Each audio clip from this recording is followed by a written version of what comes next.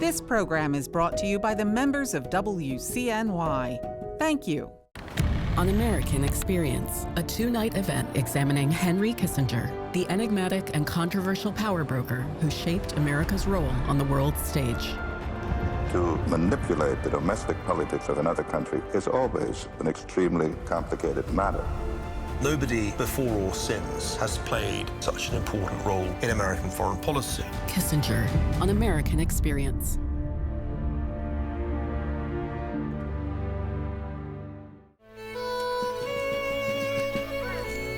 We are in the very midst of a revolution, the most complete, unexpected, and remarkable of any in the history of nations.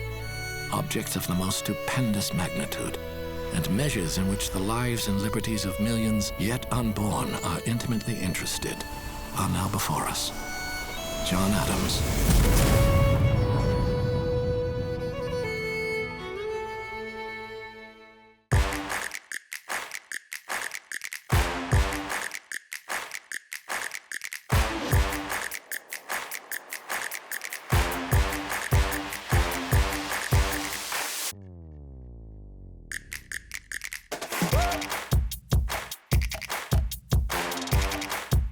Welcome, America, to Balancing Act, the show that aims to tame the political circus of two-party politics. I'm John Katko.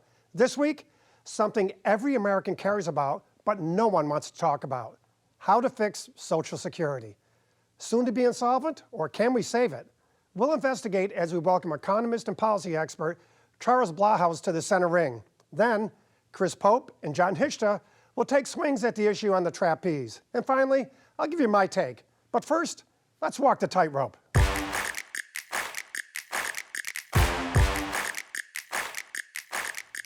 Social Security. Oof, it's often called the third rail of politics for a reason. Just a mere mention of it can instantly derail a political career. However, if nothing changes, Social Security is predicted to be insolvent in less than 10 years. And by 2033, the program will only be able to pay anywhere from 77 to 81% of its obligation, which will be a real shock to its millions of recipients. So, how do we keep the system on track and running smoothly for decades to come? To understand its future, we got to take a trip to the past. Informal systems of economic security once existed in early America. The country's workforce primarily consisted of self-employed tradesmen and farmers who directly controlled their earnings. They relied on extended families for support in old age. But the Industrial Revolution changed everything. The country saw a mass migration to cities, which affected how people made a living. Gone were the days of workers making their own way. Now, breadwinners were employees subject to employers' wages and markets. And as workers relocated, family sizes became smaller, extended families grew more distant, and the expectation to care for one's own started to unravel. So, by 1934, due in part to the Great Depression, over half the elderly in America had insufficient income to be self-supporting. And while many states had some form of senior pension program, the vast majority of seniors were not enrolled due to the stigma of public handouts. A rebrand was in order. President Franklin Delano Roosevelt introduced the idea of social insurance, a work-related program where your own contributions through employment taxes provide for your own economic security. The Social Security Act was signed into law in 1935 with amendments in the 60s and 70s to create cost of living allowances or adjustments to Social Security payouts to match the rate of inflation. But things weren't all that rosy. Problems were indeed looming as the economy wasn't exactly booming for the baby boomers. By 1980, the rate of inflation far outpaced the rate of wage increases. Adding to the problem, boomers were projected to be a much larger body of retirees than in generations past. Charged with leading the circus in Washington, newly elected Republican President Ronald Reagan and Democratic Speaker of the House Tip O'Neill performed a balancing act of their own. They reached across the aisle and created bipartisan legislation that adjusted cost of living allowances to now keep up with wages, not inflation. They also raised the retirement age by 2 years, accelerated the payroll tax, and made it so half of one's Social Security benefits became taxable income. Reagan's common sense solution wasn't a permanent fix, though. In 1965, 4 workers were paying into the system for 1 beneficiary. Today, only 2.7 workers are contributing for every 1 recipient. Roughly 54 million Americans receive retirement benefits of, on average, $2,000 a month, and according to a 2024 survey, 27% of them rely solely on Social Security for their income. So, what do Americans think the future holds for them and their Social Security? A 2023 Gallup poll found that only 37% of those aged 30 to 49 believe they will even receive Social Security benefits, while a whopping 61% do not. So, how do we put the security back into Social Security? Do we raise the payroll tax? Do we continue to raise the retirement age? Or is it something else that we have in mind? Let's raise these questions and more with our first guest as we step into the center ring. Joining me now is economist and senior research strategist at George Mason University, Charles Blahous, a policy expert who knows so much about this subject. He authored a book entitled Social Security, The Unfinished Work. Welcome, Charles. Thanks for having me. Thanks so much for coming on the show. We really appreciate it. And let's get right to it. When was the last time Social Security needed reform? I believe it was 1983. Is that correct? The last major reforms were in 1983. Now, we've needed reforms for a long time since then, but we haven't been getting them. So let's walk through time before 1983 briefly to kind of set the table for 1983, and then we'll talk about what happened after that. So tell us how we got to the point in 1983 where it needed reform. Well, that's a great question, because a lot of people do not know that if Social Security still existed in the basic form that it was under FDR, we actually wouldn't have a financing shortfall today. What happened in the 1970s was that there was an expansion of the program, and there was an automatic indexation of the growth of benefits. So each year, starting in the 1970s, there is an increase in the initial benefit that is paid to each subsequent cohort of retirees. And that increase is much faster than the rate of price inflation. There was a consultant panel at the time that warned lawmakers this would not be sustainable over the long run, but lawmakers didn't heed the warnings, and that drives a lot of the problem that we have today. So again, just to refresh the public's memory, the late 70s were rife with extraordinarily high inflation, is that right? And interest rates and everything. So did that partly fuel the effort in the 70s to increase funding? Well, yes, in several respects. One is it made the idea of inflation indexation more attractive and necessary seeming to lawmakers. Unfortunately, they made some technical errors in how they went about it. But the other thing that was influenced by the economic environment was this decision to index the growth of benefits for average wage growth. In the 70s, as I think you know very well, there was a period where real wage growth was negative. So lawmakers didn't fully appreciate how this would drive the growth of system costs going forward, because that wasn't really the experience that people were having in the 1970s. So, all right, so get us to the point in 1983 where they felt necessary to make a major adjustments to Social Security. What prompted it, and what was the result? Well, what happened was that the program was literally on the verge of not being able to send out the checks. The trust funds were just about depleted of their spending authority. President Reagan appointed an emergency commission. He did some of the appointments, but the leaders of Congress also made appointments to the commission.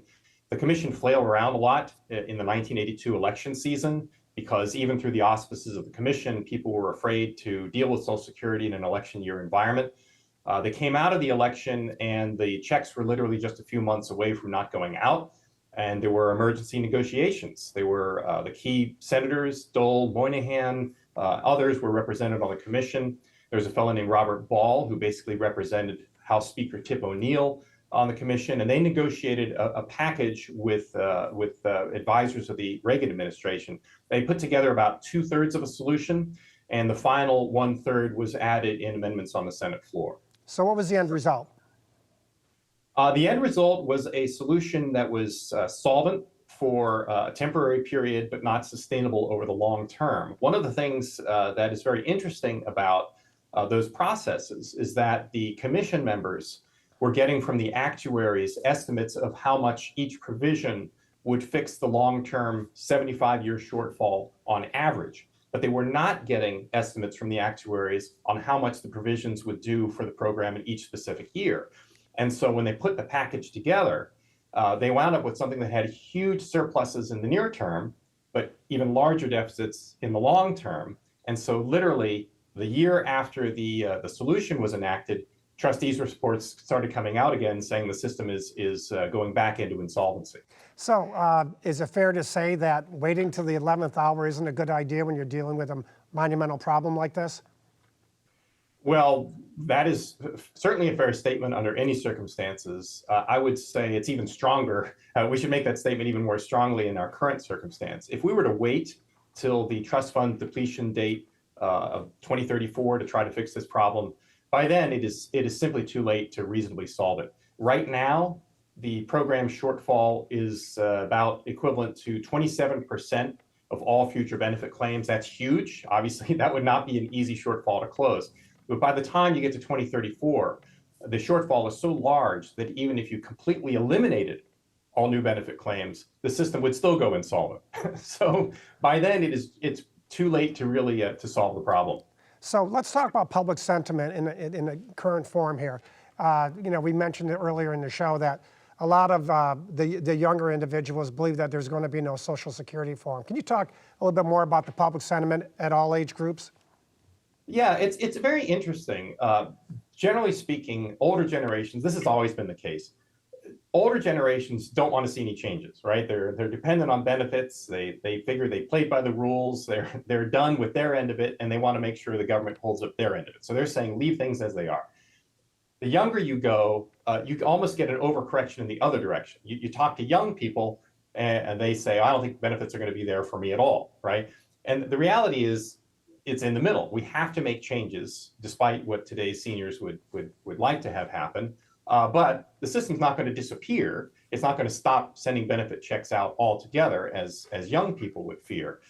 The risk is that we would have a very different type of system going forward, simply if lawmakers are unwilling to preserve the way Social Security has operated historically as a self-financing benefit that workers can say that they earned and paid for.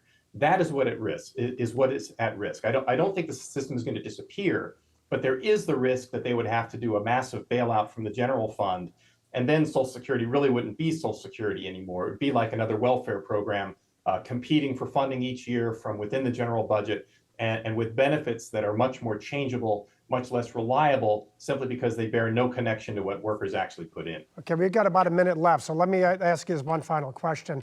Just tell people, if we didn't do anything, what would happen in 10 years with the fund? And you said it's not going to go away. Can you give us some more specifics about that?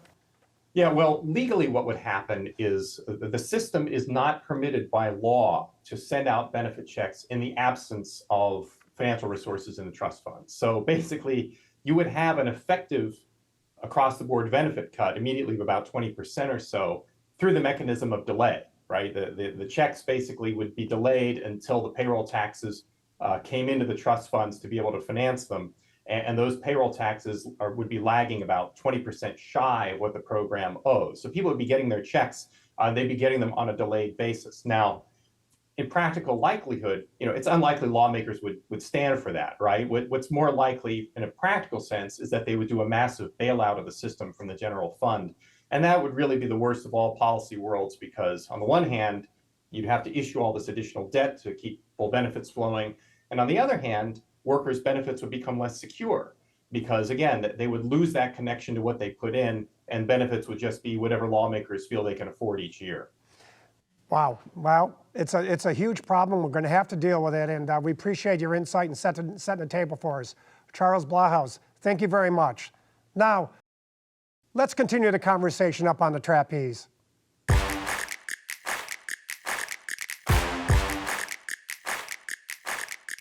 So now we know the problems with Social Security.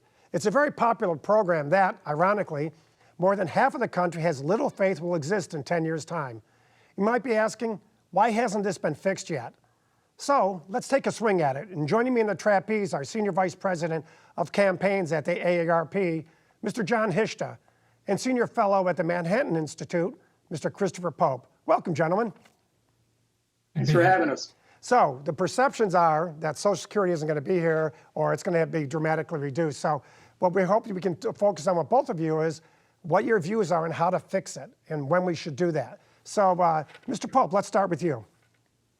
Well, the main problem that we face is that the cost of the program is increasing every year, and the money coming in just isn't increasing at the same rate. The amount of people retiring, the amount of people that are on benefits are living longer and longer, and there isn't that contribution that's increasing in line with that. So my proposal is basically that people should have a choice for how the program works in future. They should be able to essentially keep the current benefit and pay additional taxes to finance the current benefit as they want it to be, or they should have an alternative choice, essentially a better focused benefit, a flat benefit of about $17,000, $18,000 a year to guarantee that they won't be in poverty in old age. And for the rest of their working career, they should be able to have a lower payroll tax. So this would be a choice that we would allow for younger workers that would basically put the program on a sustainable track, would make the program more effective at securing people from poverty in old age, and also have less of a burden on workers for the remainder of their careers. So, Mr. Pope, so you understand it, based on your proposal, that would make it solvent going forward? It would. So you would have essentially a net payroll tax cut of 2% for people who elected for this option for a flat benefit in retirement. And then for people who chose to basically maintain the status quo, they would face a 3 percentage point increase in the payroll tax, which is basically the amount that is required to keep the current benefit. Mr. Hishta, what's your thoughts on that, and do you have an alternative proposal? Yeah, I would say, first of all, you need to understand the politics of the situation, and that's something that would never fly in Washington, D.C. right now. Look, at the end of the day, there are ways to get creative in attempting to raise revenue for the program. You could increase the tax max, which is, in essence, raising the cap on taxes that recipients pay into Social Security right now. I think it's currently around $170,000 a year. And you could also remember when the program was started, it was mainly focused on people who receive W-2 wages. And nowadays there is a lot of income through passive means and so on. And so there are a lot of creative ways to raise additional revenue to fix that funding gap, which is going to occur in 2033. It's only about a 20% on average funding gap for the average beneficiary. And so I think if members of Congress on both sides of the aisle get around the table and have some conversations about this with some presidential leadership, they can get it done sooner rather than later. So just so I'm clear, Mr. Hishta, if you uncap the Social Security payments and they just, is that in and of itself going to solve the problem, or do we need other sources of revenue as well? It would solve the problem for a couple of generations, that's for sure. Mr. Pope, do you agree with that? I think the problem that runs into is that Social Security is not the only claim on increased taxes. We're running a gigantic deficit because of healthcare programs right now. Medicaid needs to be paid for. That program has doubled in size over recent decades. Medicare is projected to grow many times faster than Social Security over the next coming decades. And we have the compounding interest on the national debt. So if Social Security was the only program that we had to pay for with tax increases, that might be possible. The problem is that we have many other programs that are also going to need to be financed. And when you add it together, it's just not going to work. So, Mr. Hishta, just if you could briefly summarize the AARP's proposal or outline of what they would do to fix it. Is that basically what you just said, or is there more details? We don't necessarily have a proposal per se, John. We're just engaging with lawmakers across the political spectrum, talking about different options that are currently under consideration here in Washington, D.C. That would be one of them to look at. I think that what currently is off the table is any kind of benefit cuts as it relates to raising the retirement age and things of that nature. I mean, the Republican Party under President Trump has made it pretty clear that they don't want to go down that road. So if you look at ways to deal with that funding gap, there are multiple, again, ways to do it through different avenues to raise revenue for the program. So you two have competing views, and you're not screaming and yelling at each other, and you're not saying things to scare the hell out of each other. So why is it that the politics in Washington are such that they do that? First of all, and then second of all, how do we get past that? And I have an idea, but I want to hear it from you. And we can start with Mr. Pope.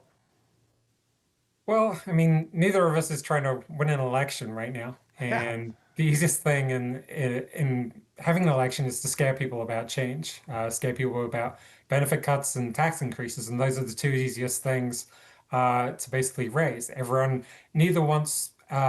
Nobody wants to pay higher taxes. No one wants to pay lower benefits.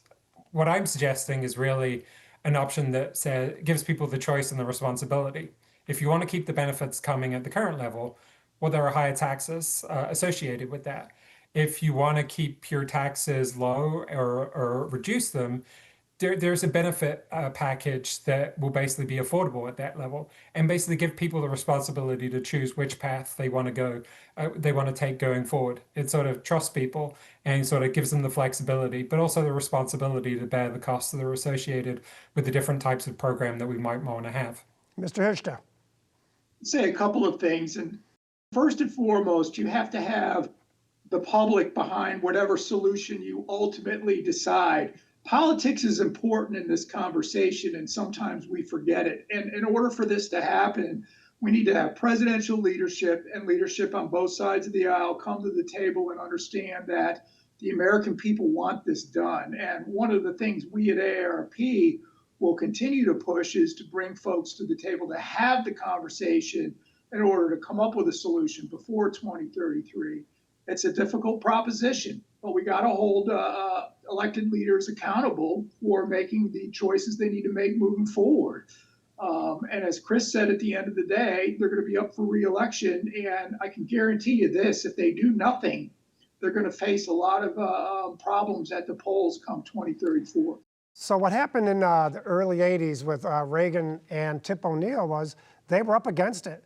And what they did is they formed a bipartisan commission and basically followed a lot of the recommendations and took ideas from both sides, just like you presented here today. Do you think that would work in today's climate, Mr. Hishta? I think that a commission is a cop-out, John. I think at the end of the day, this is going to take, again, presidential leadership and congressional leadership to step up to the plate, get together, and make the tough choices they need to make. Even if you go back and look at the 83 process, the commission unto itself was driven a lot by the people who were leading the commission as well. It wasn't as Pollyannish as everybody says it is at this point in the game. There was pure politics involved back then as well. Mr. Pope, you have the last word.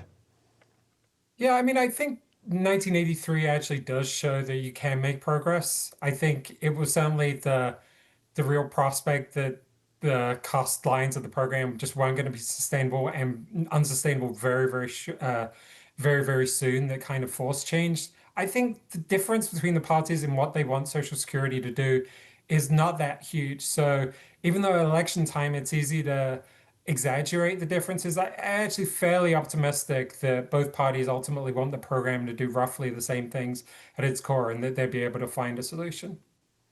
All right, gentlemen, thank you for a great conversation, very helpful, and we'll hope to see you again soon. Thank you so much. And now it's time for my take.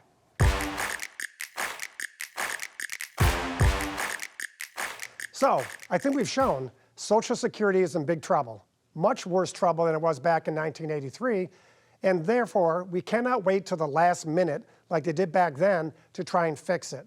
Now's the time to roll up your sleeves and put down the swords once and for all on this issue and get it done. You can't scare the heck out of people if you're a Republican or a Democrat just to score political points. It's far too important. Tens of millions of Americans are depending on Washington to get this right, and we can get it right. Time and again in our country, we've seemingly faced intractable problems, but we come together as a country and fix them in due time.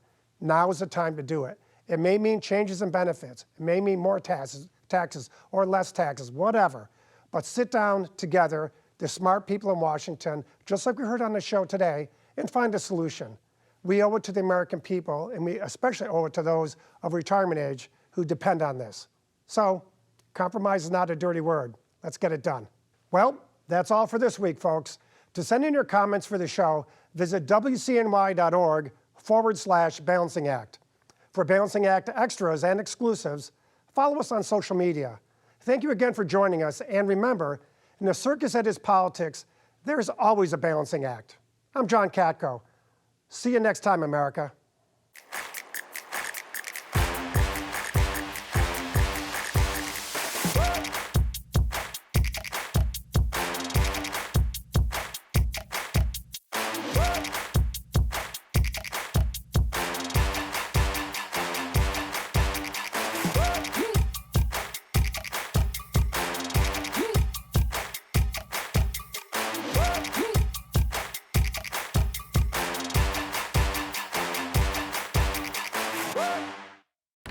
On American Experience, a two-night event examining Henry Kissinger, the enigmatic and controversial power broker who shaped America's role on the world stage.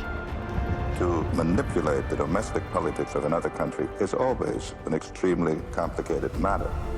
Nobody before or since has played such an important role in American foreign policy. Kissinger, on American Experience.